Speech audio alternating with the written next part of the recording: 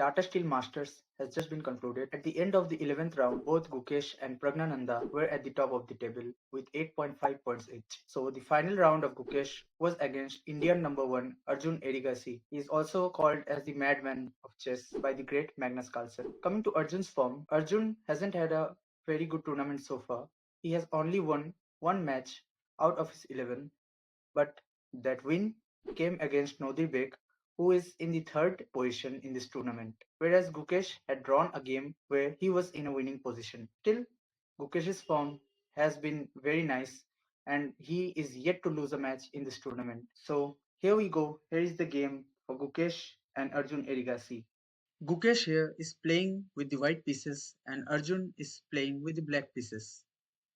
Gukesh starts off with e4, Arjun responds with e5, knight f3, knight f6.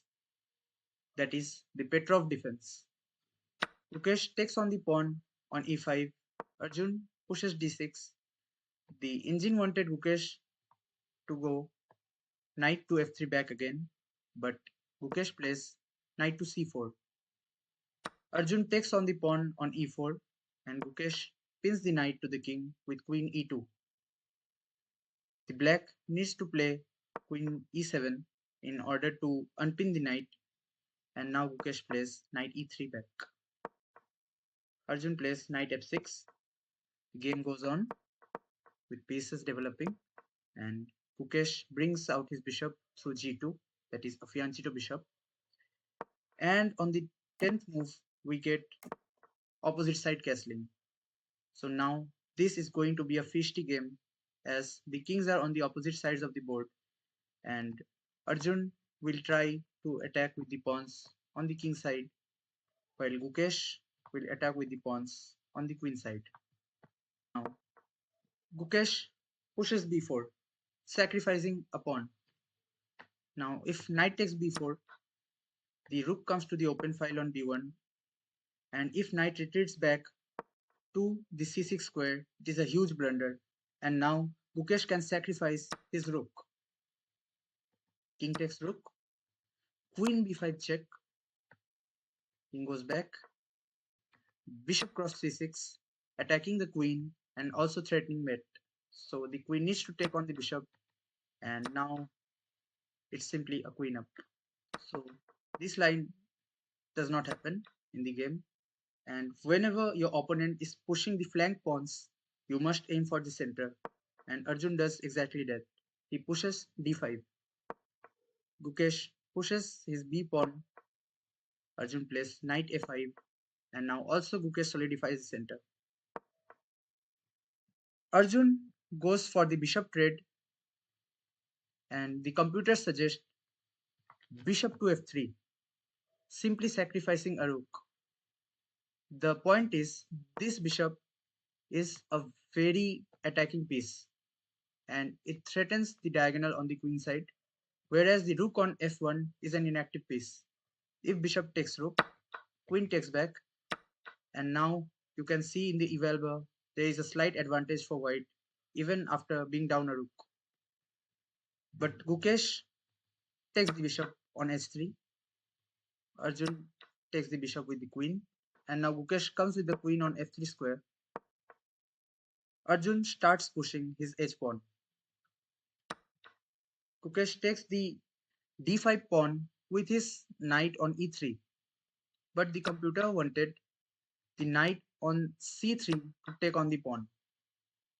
As you can see, with this knight on c3 taking on the pawn, these squares are blocked for the queen to escape. But Gukesh takes on the pawn with the knight on e3. Now Arjun pushes h4. He just wants to open up the file. Gukesh takes on the knight on f6. Arjun recaptures. And now Gukesh plays rook to d1. Arjun opens up the h file and brings up his knight on c4. Gukesh tries to bring up the bishop, and Arjun plays a fantastic move here, that is bishop to h6. And now this bishop gets exchanged and preparing for rook to h8. Gukesh gives an option to exchange the queens, But if the queens get exchanged, then the attack is over for black.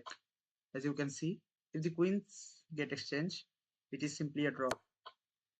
So now Arjun plays yet another great move, that is queen to h5. Gukesh brings up his rook on the b file to open up the b file. And now Arjun Erigaisi, who is currently playing against the world champion, has 19 points of material on the h file attacking the king. Gukesh goes rook b4. Arjun brings his knight to a3.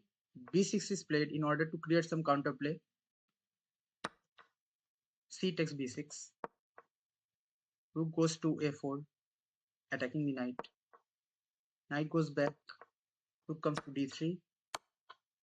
And Arjun plays yet another classic move, king to d8, centralizing the king, and there is no threats of any more check.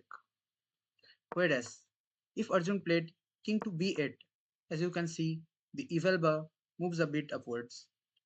The point is, after g4, if the queen comes on h4, then queen g3 check, and the queen gets exchanged, and this is a draw.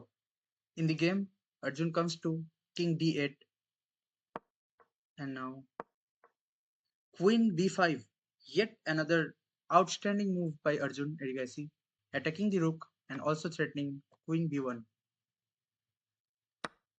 Gukesh takes the pawn, and now this is simply game over for Gukesh as the rook comes to h1 check. It seems as if that you can exchange two rooks for a queen, but the reality is when the queen takes the rook, this queen comes to b1 with a check, and you lose a queen for a rook.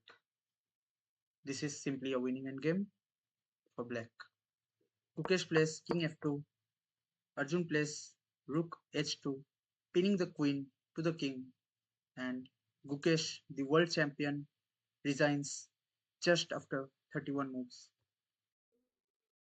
Arjun Erigaisi, who just had 4.5 points out of his 11 games and only managed to win a single match till now, has defeated the world champion and also the leader of the Tata Steel 2025 Masters. And with this result, both Gukesh and Pragnananda finished the tournament with 8.5 points each, and they both played out a tiebreaker, a blitz tiebreaker, where Pragnananda won the tournament by winning 2-1 against Gukesh. Arjun Erigaisi showed why he is called the madman of chess. So that's it for today. Comment below which matches you would like to see next.